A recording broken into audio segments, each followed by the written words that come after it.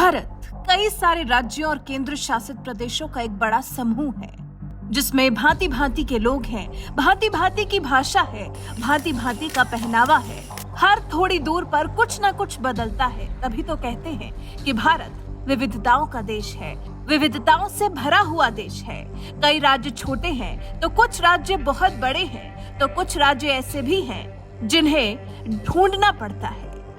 ऐसे ही इन छोटे राज्यों में त्रिपुरा का भी नाम लिया जाता है। एक ऐसा राज्य जिसे भारत के ही नक्शे पर ढूंढने में आपको काफी दिक्कत हो सकती है। जैसी दिक्कत आज इस राज्य को नक्शे पर ढूंढने में होती है, वैसी ही दिक्कत इस राज्य को भारत को अपने क्षेत्र में शामिल करने में भी हुई थी। आपको जानकर हैरानी होगी कि त्रिपुरा देश का तीसरा सबसे छोटा राज्य है। इस राज्य के उत्तर पश्चिम और दक्षिण पश्चिम में बांग्लादेश है। राज्य के पूर्वी इलाके में मिजोरम और असम है। अगरतला इस छोटे से राज्य त्रिपुरा की राजधानी है। लेकिन ये राज्य ऐसा है जिसका महाभारत के अलावा कई और सारे धार्मिक पुराणों और अशोक सम्राट के समय में मिले शिलालेख में भी वर्णन मिलता है। पहले के जमाने में त्रिपुरा नहीं था, बल्कि किरात देश के नाम से जाना जाता था।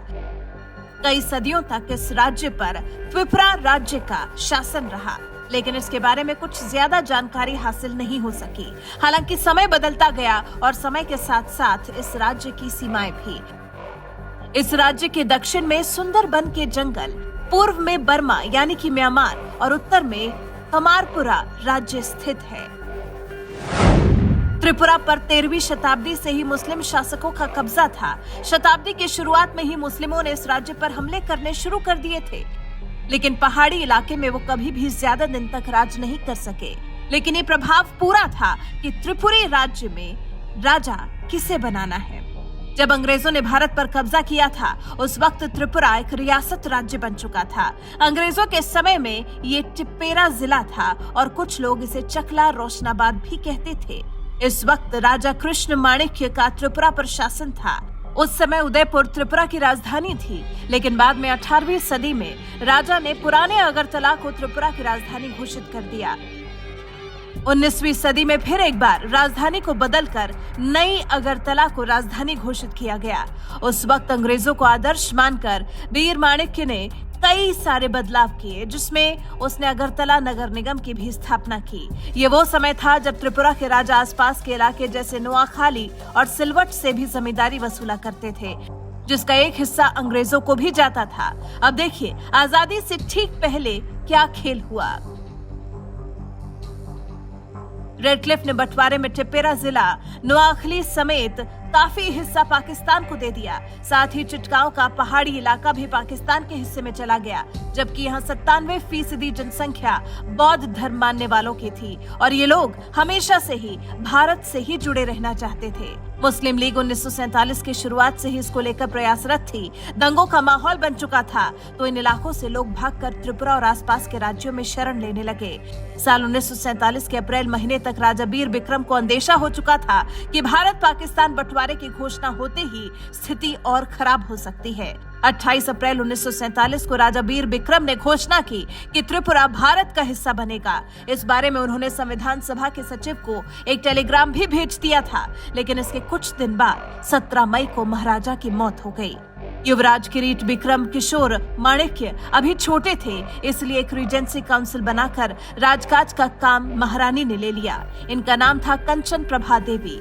यहाँ खेल किया राजा वीर विक्रम के एक सौतेले भाई दुर्जय किशोर ने, जिनकी राजा बनने की इच्छा थी। दुर्जय ने अब्दुल बारिक से हाथ मिला लिया, जो कि तब उस इलाके के सबसे रईस लोगों में शामिल था और अंजुमन ई इस्लामिया नाम के एक संगठन का लीडर था, जिस संगठन को मुस्लिम लीग का समर्थन हासिल था, जिसके हौसले चिटगांव और टिप्पेरा को पाकिस्तान को दिए जाने से पहले ही बढ़े हुए थे। बारिक और दुर्जय चाहते थे कि त्रिपुरा को पाकिस्तान में मिला लिया जाए, जिसके बाद सत्ता दुर्जय के हाथ में आ जाती। लेकिन 11 जून को त्रिपुरा काउंसिल ने नोटिफिकेशन निकाला और सारी जनता को सूचित कर दिया गया कि महाराजा वीर विक्रम पहले ही भारत में विलय करने का फैसला ले चुके हैं। इसके अलावा उन्होंने त्रिपुरा की तरफ से संविधान सभा में अपना प्रतिनिधि भी नामजद कर दिया था।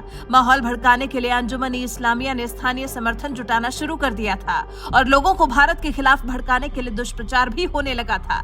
लेकिन जैसे ही महारानी को इस सब की खबर लगी, परिषद में जितने भी लोग दुर्जय का समर्थन करते थे, रानी ने सभी का इस्तीफा ले लिया और उनके राज्य में घुसने पर भी रोक लगा दी।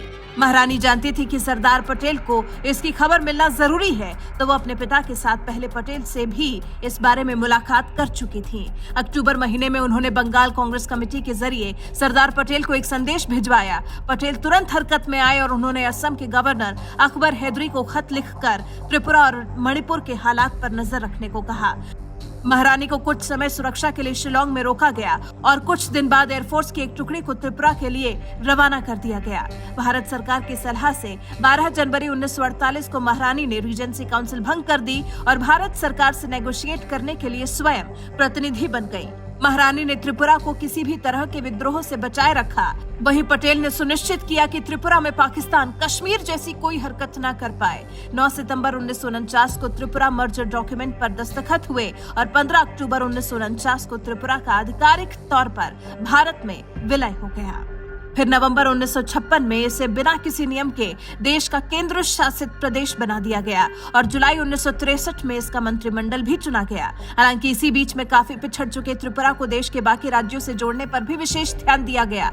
इस राज्य को 2 हिस्सों में बांटने से पहले कोलकाता और अगरतला के बीच में केवल 350 किलोमीटर की दूरी थी, लेकिन बाद में पूर्व पाकिस्तान बनने के बाद इन 2 शहरों के बीच में दूरी 1700 किलोमीटर की हो गई।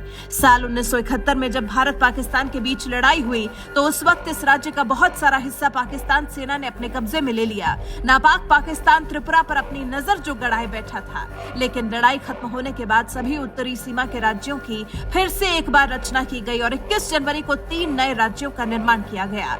मेघालय, मणिपुर और त्रिपुरा बने। आजादी मिलने के बाद सभी लोग पूर्व पाकिस्तान छोड़कर त्रिपुरा में रहने आ गए थे, जिनमें ज्यादातर हिंदू बंगाली थे। दरअसल पूर्व पाकिस्तान में ज्यादातर मुस्लिम लोग रहते थे, इसलिए उनसे बचने के लिए हिंदू बंगाली साल 1949 के बाद बड़ी संख्या में इस राज्य में रहने आ गए थे।